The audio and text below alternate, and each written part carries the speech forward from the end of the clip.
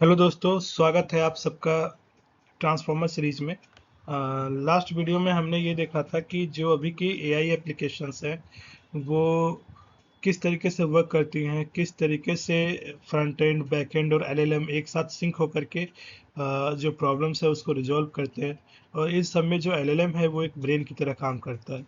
But जो LLM है वो एआई एप्लीकेशंस का बैकबोन तो है ही, लेकिन एलएलएम का भी अपना एक बैकबोन है जिसको हम लोग ट्रांसफॉर्मर कहते हैं। अभी के ऑलमोस्ट जितने भी एलएलएम्स हैं वो कहीं ना कहीं ट्रांसफॉर्मर आर्किटेक्चर से ही इंस्पायर्ड हैं और इसी से बने हुए हैं और इसी को फॉलो करते हैं। तो आज की इस सीरीज में हम लोग ट्रांसफॉर्मर के बारे में समझेंगे। इवन ट्रांसफॉर्मर के बारे में समझने से पहले हम लोग ट्रांसफॉर्मर कैसे आया, क्या क्रोनोलॉजी रही ट्रांसफॉर्मर के आने की, तो पूरा स्क्रैच से, पूरी हिस्ट्री से हम ये समझेंगे कि कैसे एक एक करके एक एक प्रॉब्लम्स को रिजॉल्व करते हुए, एक एक चीज़ों के बारे में सोचते हुए साइंटिस्ट यहाँ तक पहुँचे। और फिर 2017 में जो ट्रांसफॉर्मर का पेपर आया जिसने पूरी एआई की डायरेक्शन को ही चेंज कर दिया, एआई रिसर्च की डायरेक्शन को चेंज कर दिया। तो यहाँ तक पहुँचने में कितना टाइम लगा, कैसे पहुँचे, इन सब को हम लोग देखते हैं। तो यहाँ पे आप देख पा रहे होंगे एक्चुअली में अ, ये जो है यहाँ पे आपका फाउंडेशन 1943, यानी कि कहीं ना कहीं 1943 से ये चीज़ें शुरू हुई और 2017 पे आकर के जो ट्रांसफॉर्मर है वहाँ पे आकर के एंड हुई। तो ये ऑलमोस्ट 73 ईयर्स का अप्रॉक्स टाइम है जिसमें ये सारी चीज़ें इन्वेंट हुई।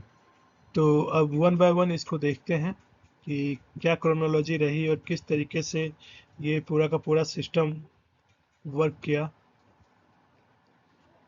तो अब इस चीज़ को समझने के लिए हम चलते हैं आगे। ये रहा, इस स्लाइड में आप देख सकते हैं यहाँ पे डेट वाइज चीज़ें हैं।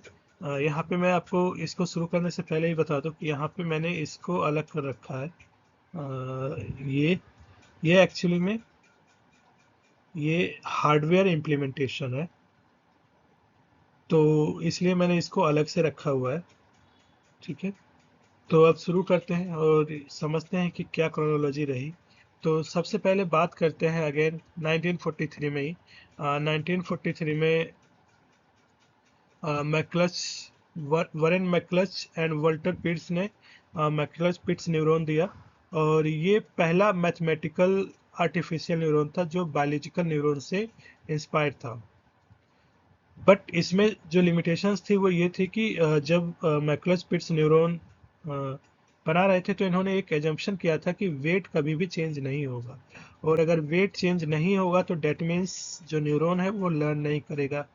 तो इन्होंने आर्टिफिशियल न्यूरॉन तो बनाया बट वो आर्टिफिशियल न्यूरॉन लर्निंग नहीं कर सकता था, उसकी कैपेबिलिटी लर्न करने की नहीं थी क्योंकि वेट फिक्स थे। फिर ये अपने आप में एक बहुत बड़ी समस्या है। जैसे कि आप समझ लो कि आपके पास दिमाग तो है बट आप लर्न नहीं कर सकते हो, मतलब दिमाग को फंक्शन करने वाला जो न्यूरॉन है वो तो है बट आप लर्न नहीं कर सकते हो नई चीज़ें, जो इन्फॉर्मेशन आपके अंदर है फिक्स्ड है, डेट्स इट। तो ये अपने आप में एक बहुत बड़ी प्रॉब्लम थी आर्टिफिशियल इंटेलिजेंस के लिए। इसको रिजॉल्व किया अगेन 1949 में। 1949 में हेवेबियन लर्निंग इसमें जो रिसर्चर्स थे वो थे डोनाल्ड हेवेब। इन्होंने एक कॉन्सेप्ट दिया कि अगर दो न्यूरॉन्स एक साथ एक्टिवेट होते हैं, बार बार एक्टिवेट होते हैं, तो उनके बीच का जो कनेक्शन है वो स्ट्रांग होता जाएगा टाइम के साथ। और अगर कनेक्शन स्ट्रांग होगा तो ऑब्वियसली है वेट में चेंजेस आएंगे, और अगर वेट में चेंजेस आ रहे हैं तो इसका मतलब है कि न्यूरॉन लर्न कर सकता है, न्यूरॉन के अंदर, आर्टिफिशियल न्यूरॉन के अंदर लर्निंग कैपेबिलिटी होती है। तो ये दोनों कॉन्सेप्ट हमारे 1949 तक आ गए, यानी कि अभी तक हमारे पास एक न्यूरॉन बन गया, दूसरा उसके अंदर लर्निंग कैपेबिलिटी आ गई। अब नेक्स्ट जो चैलेंज था कि इसको, ये सारे थॉट्स थे, पेपर पे डिजाइन हो रखे थे, चीजें हो रखी थी कि एक्चुअल में कैसे बनाई। तो इन दोनों कॉन्सेप्ट को मिक्स करके इनका हार्डवेयर बना 1951 में SNARC। आप यहाँ पे देख सकते हैं SNARC। अब SNARC में क्या था कि इसने जो हेबेबियन लर्निंग है और जो मैक्लोज-पिट्स न्यूरॉन है, इससे इंस्पायर होकर के एक कंप्लीट हार्डवेयर बनाया और इस हार्डवेयर को इम्प्लीमेंट किया और जो कॉन्सेप्ट्स था उसको प्रैक्टिकली अचीव करने की कोशिश करी। उसके बाद आया 1957। 1957 में फ्रैंक रोजनब्लैट ये रिसर्चर थे, इन्होंने परसेप्ट्रॉन को इंट्रोड्यूस किया। परसेप्ट्रॉन को हम ऐसा कह सकते हैं कि मैक्लोज पिट्स और हेबेबियन लर्निंग, इन सब का जो प्रैक्टिकल कॉम्बिनेशन था वो परसेप्ट्रॉन था। अब परसेप्ट्रॉन में ऑफिशियली क्या क्या चीज़ें आ गई? ऑफिशियली परसेप्ट्रॉन में इनपुट्स, वेट, बाइसेस, एक्टिवेशन, ये चारों कॉन्सेप्ट इंट्रोड्यूस हो गए परसेप्ट्रॉन के पास। ठीक है, तो परसेप्ट्रॉन में तो हम इस तरीके से कह सकते हैं कि आज का जो न्यूरल नेटवर्क है वो परसेप्ट्रॉन पे ही बेस्ड है, परसेप्ट्रॉन से ही इंस्पायर्ड है। परसेप्ट्रॉन का मतलब कि ये 1957 में परसेप्ट्रॉन आपका आया, जिसमें इंट्रोड्यूस हुआ input, weights, biases and activation concepts. उसके बाद हम बात करते हैं 1960 की, एडेलाइन और एम एडेलाइन। एडेलाइन और एम एडेलाइन, इसके जो रिसर्चर थे वो थे Bernard Widrow and Ted Hoff. Bernard Widrow and Ted Hoff, ये दो साइंटिस्ट थे या रिसर्चर्स थे। इन्होंने इंट्रोड्यूस किया विड्रो ऑफ लर्निंग रूल, जिसे हम LMS एल्गोरिथम भी कहते हैं। और 1960 में ये जो पेपर आया, इसी पेपर ने आगे जाकर के जो अभी के टाइम पे हम ग्रेडियंट लर्निंग की बात करते हैं या ग्रेडियंट डिसेंट की बात करते हैं, तो वो सारी चीज़ें, उन सारी चीज़ों का जो कॉन्सेप्ट है, ग्रेडियंट से रिलेटेड कॉन्सेप्ट है, उस डायरेक्शन में ये एक बहुत ही इंपॉर्टेंट पेपर बना, एडेलाइन और मेडेलाइन। उसके बाद आया 1962। 1962 में अगेन जो साइंटिस्ट है हमारे फ्रैंक रोजन ब्लैट, जिन्होंने परसेप्ट्रॉन दिया था, उन्होंने एक बुक पब्लिश की और इस बुक का नाम था प्रिंसिपल ऑफ न्यूरोडायनेमिक्स। इस बुक में इन्होंने मल्टीलेयर परसेप्ट्रॉन का आइडिया दिया। डेट मीन्स कि ये भी अपनी तरफ से पूरी कोशिश कर रहे थे कि किसी न किसी तरीके से परसेप्ट्रॉन जो वर्क कर रहा है, क्योंकि परसेप्ट्रॉन क्या था? परसेप्ट्रॉन बेस्ड था मैक्लोज पिट्स न्यूरॉन और हेबेबियन लर्निंग से इंस्पायर्ड था। और ये जो मैक्लोज पिट्स न्यूरॉन है वो किससे इंस्पायर्ड था? बायोलॉजिकल ब्रेन से। तो हमारे बायोलॉजिकल ब्रेन में भी बहुत सारे न्यूरॉन्स होते हैं जो कि एक साथ मिलकर के डेटा को प्रोसेस करते हैं और रिजल्ट तक पहुंचते हैं। तो उसी तरीके से 1962 में जो बुक आई, वहाँ पे इन्होंने आर्टिफिशियली मल्टीलेयर परसेप्ट्रॉन के आइडिया को पिच किया। बट प्रॉब्लम ये थी कि मल्टीलेयर परसेप्ट्रॉन को इम्प्लीमेंट करने के लिए उस टाइम पे, जो 1962 का टाइम था, कोई प्रैक्टिकल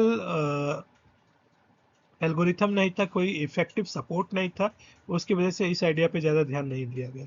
और फिर 1969 का टाइम आया, जिसमें मार्विन मिनिस्की और सेमोर पेपर्ट, इन दोनों साइंटिस्ट ने परसेप्ट्रॉन नाम की बुक पब्लिश की और इस बुक में इन्होंने मैथमेटिकली परसेप्ट्रॉन की हेल्प से लॉजिक गेट्स बनाए, उनको इम्प्लीमेंट करने की कोशिश की, जिसमें इन्होंने ये पाया कि जो लीनियर लॉजिक है वो तो परसेप्ट्रॉन की हेल्प से काफ़ी इजी तरीके से इम्प्लीमेंट हो पा रहे हैं, बट जो कॉम्प्लेक्स लॉजिक्स है उसको इम्प्लीमेंट करना इम्पॉसिबल हो पा रहा है परसेप्ट्रॉन की हेल्प से। तो इन्होंने बताया कि जो परसेप्ट्रॉन है, सिंगल लेयर परसेप्ट्रॉन, ना कि पूरा का पूरा न्यूरल नेटवर्क की हम बात करें, सिंगल लेयर परसेप्ट्रॉन में लिमिटेशन ये है कि वो कॉम्प्लेक्स प्रॉब्लम को रिजॉल्व नहीं कर सकता है। तो अब यहाँ पे ये तो क्लियर हो गया कि जो परसेप्ट्रॉन है सिंगल लेयर बहुत बेटर तरीके से काम नहीं कर सकता है। क्यों? क्योंकि वो सिर्फ और सिर्फ लीनियर काइंड ऑफ जो लॉजिक्स हैं उसी को इम्प्लीमेंट कर पाएगा, कॉम्प्लेक्स लॉजिक को इम्प्लीमेंट नहीं कर पाएगा। अब एक्चुअल में क्या था कि जब ये सारी चीज़ें चल रही थी तो एआई की तरफ लोगों का रुझान काफ़ी बढ़ा हुआ था और लोग ऐसा समझ रहे थे कि अब एआई काफ़ी शॉर्ट ड्यूरेशन में काफ़ी कुछ अचीव कर लेगा, तो लोगों ने काफ़ी सारा पैसा एआई में के रिसर्च में लगा रखा था। लेकिन 1969 में जब परसेप्ट्रॉन बुक पब्लिश हुई, तो उसके बाद लोगों ने रिव्यू करना शुरू किया कि उन्होंने या फिर जो उस टाइम के जो अर्ली साइंटिस्ट थे, उन्होंने जो कमिटमेंट किया है उस टाइम ड्यूरेशन में वो अचीव हो पाया कि नहीं हो पाया। और रिजल्ट ये हुआ कि उन्होंने जो कमिटमेंट किया था वो अचीव नहीं हो पाया। और इसकी वजह से one of the main reason माना जाता है 1969 की इस बुक को, जिसकी वजह से एआई विंटर आया। अब एआई विंटर में स्पेसिफिकली फंडिंग बहुत कम हो गई थी, तो एआई पे बहुत ज़्यादा काम तो नहीं हो पा रहा था, बट फिर भी छोटे छोटे काम हो ही रहे थे। और इसी कड़ी में 1970 की बात कर रहे हैं हम लोग। इसमें रिवर्स मोड ऑटो डिफ इसका मतलब है mode reverse mode automatic differentiation. ये एक्चुअल में एक मैथमेटिकल कॉन्सेप्ट है, जो कि प्रपोज किया था सेपो लिनेनिमा नाम के रिसर्चर्स ने 1970 में। और ये इसलिए इस मैथमेटिकल को कॉन्सेप्ट को पढ़ना इसलिए ज़रूरी है क्योंकि यही मैथमेटिकल कॉन्सेप्ट आगे जा करके बेस बना बैक प्रोपगेशन का। तो अब आप देखोगे क्रोनोलॉजी में आगे देखोगे कि ये 1970 में ये reverse mode automatic differentiation publish किया गया। और 1974 में पॉल बेरबोस ने बैक प्रोपगेशन का आइडिया भी पिच कर दिया, मतलब बैक प्रोपगेशन का आइडिया भी प्रपोज कर दिया इन्होंने। तो आप देख रहे हैं कि 70 में मैथमेटिकल कॉन्सेप्ट आ गया और 74 में आइडिया पिच भी हो गया कि हम बैक प्रोपगेशन कर सकते हैं। उसके बाद 1986 की बात करते हैं। 1986 में David Rumelhart, Geoffrey Hinton, Ronald Williams, इन सब ने मिलकर के बैक प्रोपगेशन पेपर लिखा और वो बहुत ही ज़्यादा पॉपुलर हुआ। तो इसीलिए मैंने यहाँ पे लिख रखा बैक पॉपुलराइज, मतलब बैक प्रोपगेशन पॉपुलराइज हुआ 1986 में। तो 4 रिसर्चर्स ने मिलकर के ये पेपर लिखा बैक प्रोपगेशन का, David Rumelhart, Geoffrey Hinton and Ronald Williams. अब यहाँ से बैक प्रोपगेशन तो आ गया, यानी कि बैक प्रोपगेशन का मतलब ये कि अभी के टाइम पे जो हम फॉरवर्ड पास यूज कर रहे हैं, लॉस कैलकुलेशन कर रहे हैं, ग्रेडियंट कैलकुलेशन कर रहे हैं, बैकवर्ड पास यूज कर रहे हैं, यानी कि मल्टी लेयर परसेप्ट्रॉन को समझने के लिए, मल्टी लेयर परसेप्ट्रॉन के कॉन्सेप्ट को इम्प्लीमेंट करने के लिए जिन चीज़ों की रिक्वायरमेंट थी वो सारी चीज़ें 1986 तक में आ गई हमारे पास। तो यानी कि अब हमारे पास मल्टी लेयर वाला जो एक कह सकते हैं कि हर्डल था वो भी क्रॉस हो चुका था। तो अब प्रॉब्लम क्या थी? अब प्रॉब्लम थी सीक्वेंशियल डेटा की। अब सीक्वेंशियल डेटा क्या, मतलब वो डेटा जो कि सीक्वेंस में जनरेट होता है।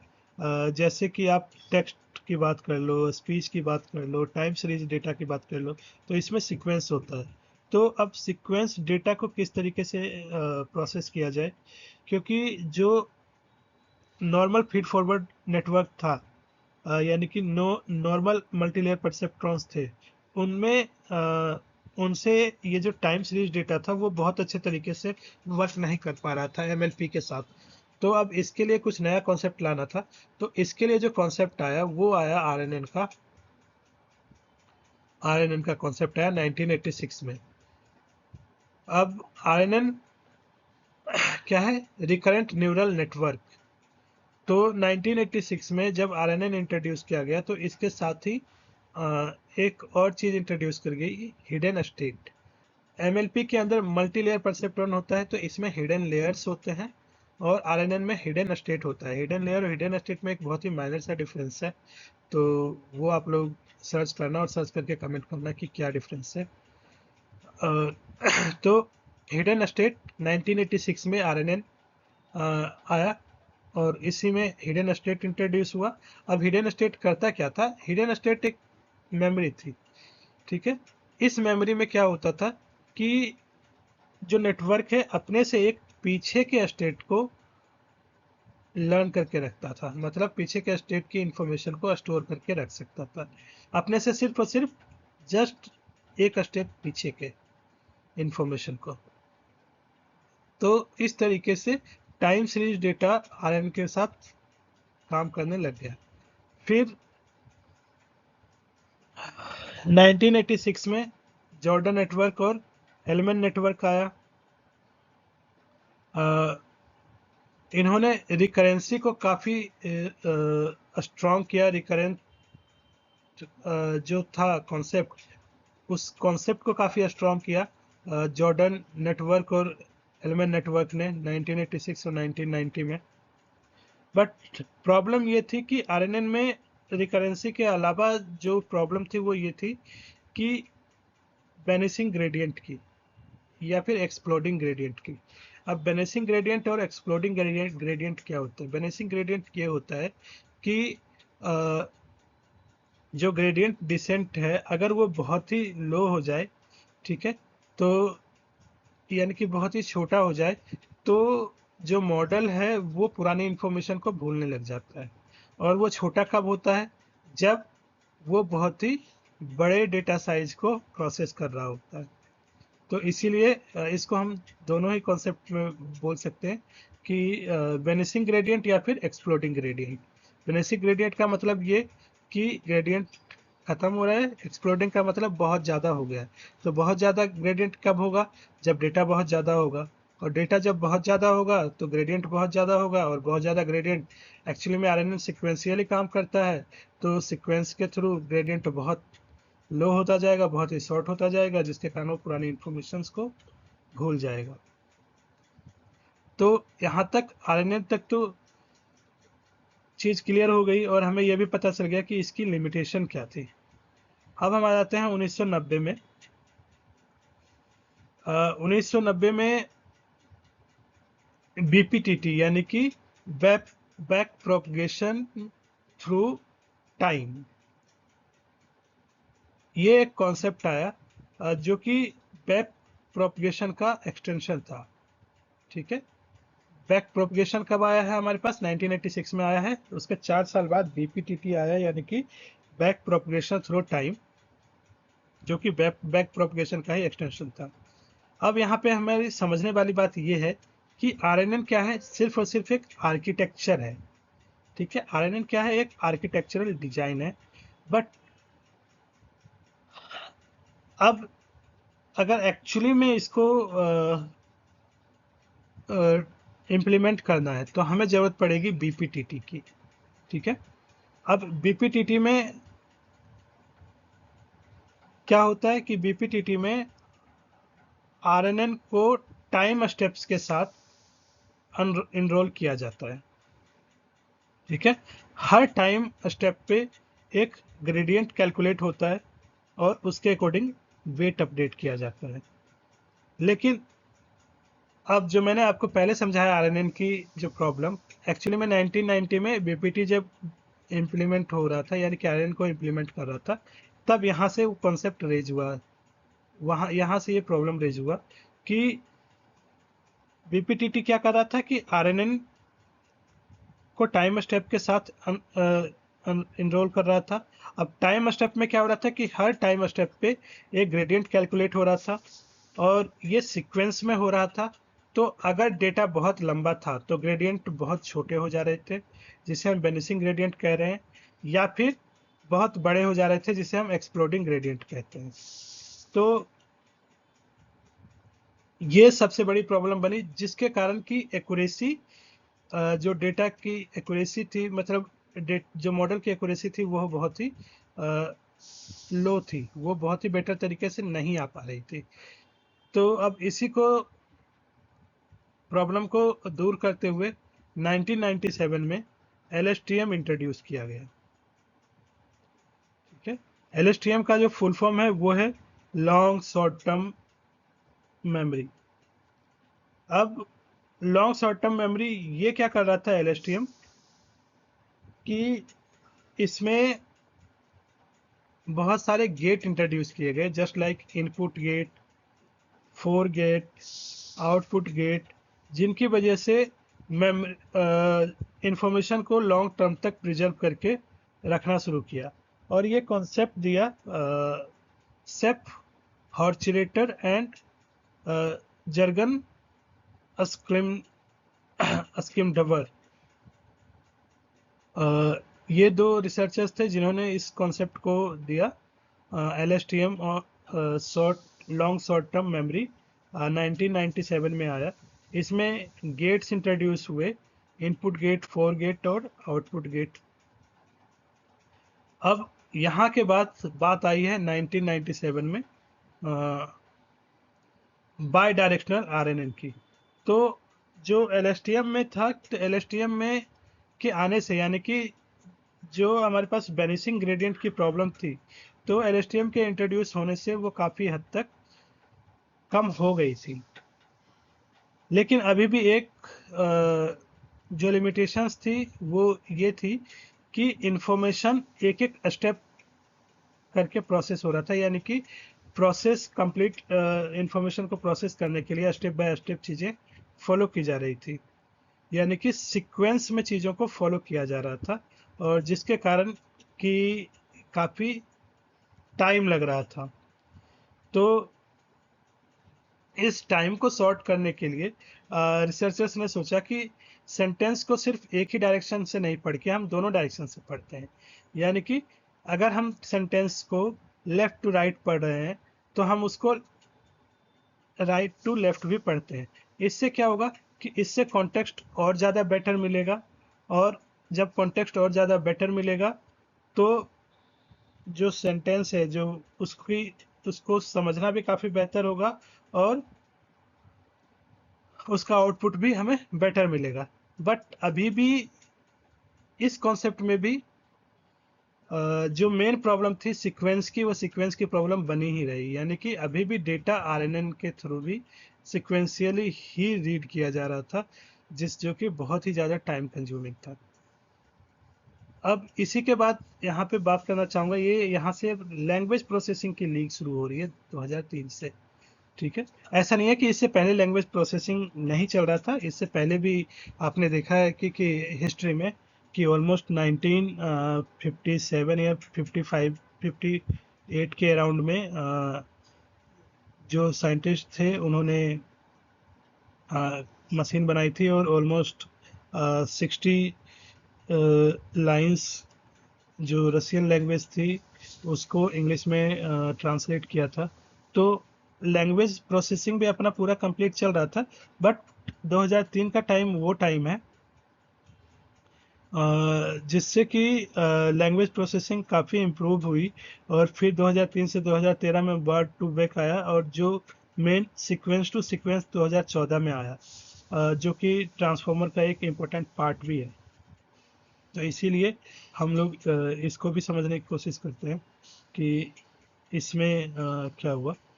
तो नेचुरल लैंग्वेज प्रोसेसिंग NLP, इस फील्ड में भी काफ़ी सारी चीज़ें चल रही थी, है ना। तो अब इस फील्ड में जो कंप्यूटर था वो पहले क्या करता था कि टेक्स्ट को एक वर्ड के फॉर्म में देखता था, मतलब एक पूरे सीक्वेंस की फॉर्म में नहीं, एक वर्ड की फॉर्म में उसके मीनिंग को समझने की कोशिश करता था। तो अगर हम किसी भी वर्ड टू वर्ड किसी भी सेंटेंस को समझने की कोशिश करेंगे, उसके कॉन्टेक्स्ट को हम समझने की कोशिश नहीं करेंगे, तो ऑब्वियसली है कि हमें उसका एक्यूरेट मीनिंग कभी पता नहीं चलेगा उस सेंटेंस से। तो अब ये वर्ड टू वर्ड कैसे समझते थे और क्यों समझने की कोशिश करते थे, तो एक्चुअल में क्या था कि हम सबको पता है कि जो सिस्टम है, मशीन है, वो सिर्फ और सिर्फ मैथमेटिकल लैंग्वेज को समझता है, यानी कि 0 और 1 के कॉन्सेप्ट्स को समझता है। तो यहाँ पे भी हमें डेटा को मैथमेटिकल लैंग्वेज की फॉर्म में ही देना होता है। तो जो वर्ड्स हैं उन वर्ड्स को एक मैथमेटिकल वेक्टर के रूप में प्रेजेंट किया जाता था, और फिर उस मैथमेटिकल वेक्टर को प्रोसेस किया जाता था। अब यहाँ पे है कि अगर हमने क्या किया, word to word mathematical vector बनाया, ठीक है, तो यहाँ से क्या हो गया कि वो तो प्रोसेस हो गया, बट उसका कॉन्टेक्स्ट कहीं ना कहीं मिस हो जाएगा, है ना। तो अब इसी चीज़ को ये चीज़ शुरुआती तौर में 2003 में शुरू हुई, ये प्रॉब्लम डिटेक्ट हुई, और इस पे ये कह सकते हैं कि काम होना शुरू हुआ।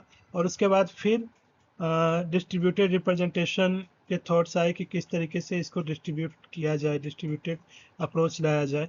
फिर 2013 में एक ब्रेक थ्रू मिला वर्ड टू वेक का। अब वर्ड टू वेक किसने दिया? इसे दिया टॉमस मिकोल्बो। उन्होंने अपनी टीम के साथ ये बताया कि हम वर्ड्स को वेक्टर के रूप में रिप्रेजेंट कर सकते हैं, और जिन वर्ड्स का मीनिंग एक दूसरे से मिलता जुलता हो, उनके वेक्टर्स का जो डिस्टेंस है वो कम हो, और जिनका मीनिंग मतलब जिनका मीनिंग बिल्कुल अलग अलग हो, तो उनका जो डिस्टेंस है उन वेक्टर्स का डिस्टेंस दूर रखा जाए। तो यहाँ से क्या हुआ कि अब यहाँ से कॉन्सेप्ट आ गया हमारे पास वेक्टर स्पेस का, वेक्टर डिस्टेंस का, राइट। तो आप समझ पा रहे हो क्रोनोलॉजी यहाँ पे कि 2003 में सिर्फ और सिर्फ एक वर्ड को एक वेक्टर के फॉर्म में रिप्रेजेंट किया जा रहा था। 2013 में जब वर्ड टू वेक आया, तो उसके कॉन्टेक्स्ट को और बेटर समझने के लिए सिमिलर वर्ड्स, या फिर हम कह सकते हैं कि सिमिलर नहीं, ऑलमोस्ट मीनिंग जिनका एक जैसा निकल के आ रहा है, उन वर्ड्स को वेक्टर स्पेस में आसपास रखा जाए, उनके बीच का डिस्टेंस बहुत कम रखा जाए, और जिसका मीनिंग बिल्कुल ही अलग हो उनका डिस्टेंस ज़्यादा रखा जाए। तो इससे क्या हुआ कि ये क्लैरिटी मिल गई कि किसका मीनिंग एक जैसा है और किसका मीनिंग बहुत ही अलग है। तो ये कॉन्सेप्ट इंट्रोड्यूस हुआ, जो कि एक ब्रेक थ्रू साबित हुआ। और इसी के बाद रिसर्चर्स ने सोचना शुरू किया कि वर्ड्स को और मीनिंगफुल वेक्टर्स में कैसे बदल सकते हैं, और इसी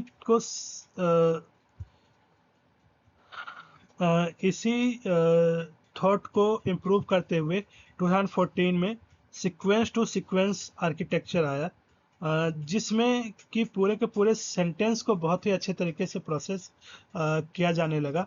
और इस कॉन्सेप्ट में, यानी कि सीक्वेंस टू सीक्वेंस कॉन्सेप्ट में,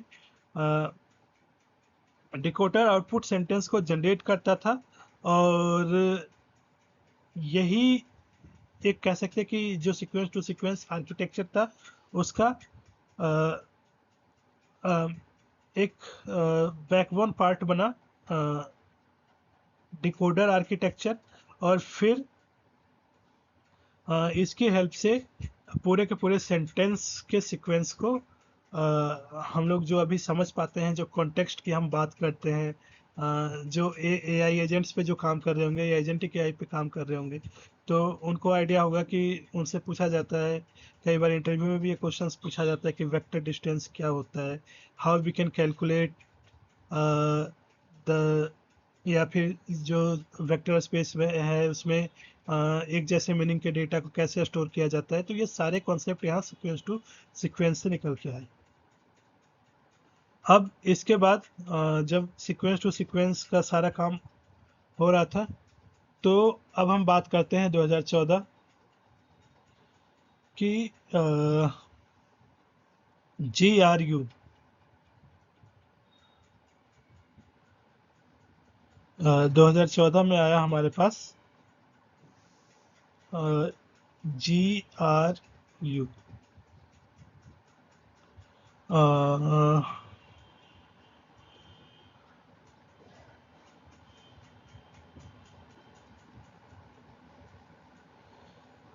GRU को हम कह सकते हैं कि ये LSTM का सिंप्लीफाइड वर्जन था, है ना। तो GRU में क्या किया गया, LSTM को कैसे सिंप्लीफाइड किया गया इसमें, तो इसमें जो गेट्स थे उनको कम कर दिया गया, जो पैरामीटर्स और जो ट्रेनिंग्स थी उसको स्पीड अप कर दिया गया। और देखो, जो LSTM है उसी का सिंप्लीफाइड GRU है। LSTM 1997 में आया, उसी को ओवर सिंप्लीफाई करके 2014 में GRU आया। इसने क्या किया कि जो LSTM के अंदर बहुत सारे गेट्स थे उसको थोड़ा रिड्यूस किया, कम किया, पैरामीटर्स और ट्रेनिंग को स्पीड अप किया। लेकिन जो मेन कॉन्सेप्ट था मेमोरी को मेंटेन करने का, कि जो सीक्वेंस है, तो सीक्वेंस में ही लॉन्ग टर्म डिपेंडेंसी, यानी कि जो सीक्वेंस में मेमोरी चली आ रही थी, तो उसको चेंज नहीं किया गया। ठीक है, तो अब अगर उसको चेंज नहीं किया गया तो अब इसमें क्या हुआ, तो इस चीज को रिजॉल्व करने के लिए 2014 में ही बाहदानाउ, इनका जो पूरा नाम है वो है बाहदानाउ अटेंशन आया। बाहदानाउ अटेंशन ने बेसिकली अटेंशन का कॉन्सेप्ट दिया, और अटेंशन का कॉन्सेप्ट दिया तो इन्होंने इस कॉन्सेप्ट में ये बोला कि इसको एक एग्जांपल की हेल्प से समझते हैं कि मान लीजिए हमारे पास एक सेंटेंस है, the animal did not cross the street because it was tired. The animal did not cross the street,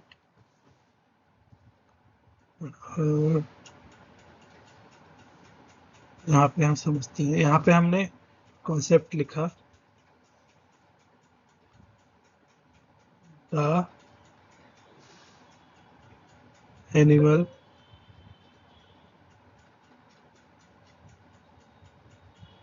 did not cross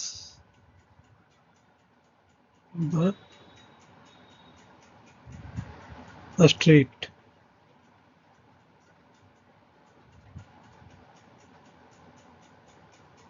because it was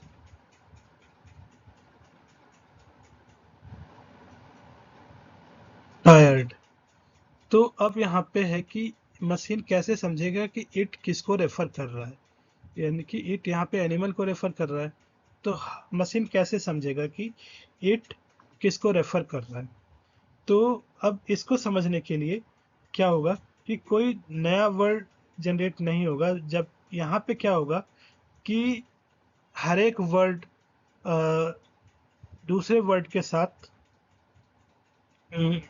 ये देखेगा कि उसके साथ जो दूसरे वर्ड हैं वो किस तरीके से एसोसिएटेड है। मतलब द के साथ एनिमल किस तरीके से एसोसिएटेड है, डिड नॉट किस तरीके से एसोसिएटेड है, क्रॉस किस तरीके से एसोसिएटेड है, फिर अगेन द, फिर अगेन स्ट्रीट किस तरीके से एसोसिएटेड है, इसी तरीके से एनिमल के साथ डिड नॉट किस तरीके से एसोसिएटेड है, क्रॉस किस तरीके से एसोसिएटेड है, द किस तरीके से एसोसिएटेड है, स्ट्रीट किस तरीके से एसोसिएटेड है, बिकॉज किस तरीके से एसोसिएटेड है। और इन एसोसिएशन के बेस पे ये क्या करेगा कि एक प्रोबेबिलिटी जनरेट करेगा, एक डेटा जनरेट करेगा, और जो हाईएस्ट इसके साथ इसको एसोसिएटेड होगा उसको उसकी जो प्रोबेबिलिटी होगी वो हाई होगी, और उस पे ये ज़्यादा अटेंशन देगा, यानी कि ज़्यादा ध्यान देगा उस वर्ड पे। तो इस तरीके से वार्डनाउ अटेंशन इन्वेंट किया गया 2014 में, जो कि आगे ट्रांसफॉर्मर में भी यूज किया गया as a form of self attention. और फिर इसके बाद 2014 के बाद 2015 2015 में लॉन्ग अटेंशन आया। इस अटेंशन को इससे जो अटेंशन है वो और भी ज़्यादा एफिशिएंट बना। इसमें अटेंशन स्कोर कैलकुलेट करने के नए तरीकों को इंट्रोड्यूस किया गया कि अटेंशन, अभी तक देखिए, अभी तक जो हमने यहाँ पे पढ़ा था कि अटेंशन सिर्फ कॉन्सेप्ट था, और लॉग अटेंशन 2015 में अटेंशन किस तरीके से प्रैक्टिकली कैलकुलेट किया जाए ये बताया गया, और यहीं से अटेंशन जो कॉन्सेप्ट से हम कह सकते हैं कि रियलिटी की तरफ आया और प्रैक्टिकल सिस्टम्स में यूज होने लग गया। फिर इसके बाद आता है 2017, और 2017 में वी ऑल नो कि हमारे पास ट्रांसफॉर्मर आया, और ट्रांसफॉर्मर में का ये अपना एक आर्किटेक्चर दिया गया जिसमें कि काफ़ी सारी चीज़ें थी, जिसमें मल्टी हेड अटेंशन था, जिसके अंदर सेल्फ अटेंशन था, जिसके अंदर पोजीशन इनकोडिंग थी। तो ये सारी चीज़ें थी जो कि ट्रांसफॉर्मर के अंदर ट्रांसफार्मर पेपर में इंट्रोड्यूस की गई और यहाँ पे आरएनएन और एलएसटीएम को हटा दिया गया और यहाँ पे उसकी जगह पे सेल्फ अटेंशन और पोजिशनल इनकोडिंग ने ले ली। तो अब ट्रांसफार्मर किस तरीके से वर्क करता है, क्या वर्क करता है, तो इसको हम लोग किसी और वीडियो में समझेंगे। तो ट्रांसफार्मर तक हम लोग कैसे पहुंचे ये हमें इस वीडियो में क्लियर हो गया। और इसके बाद हम लोग आगे देखेंगे कि ट्रांसफार्मर किस तरीके से वर्क कर रहा है, इसमें क्या क्या चीज़ें हैं, क्या क्या कंपोनेंट्स हैं, इस पूरे कंपोनेंट्स में किस तरीके से क्या वर्किंग होती है। तो इन सारे कॉन्सेप्ट को हम लोग नेक्स्ट वीडियो में एक्सप्लोर करेंगे। Thank you.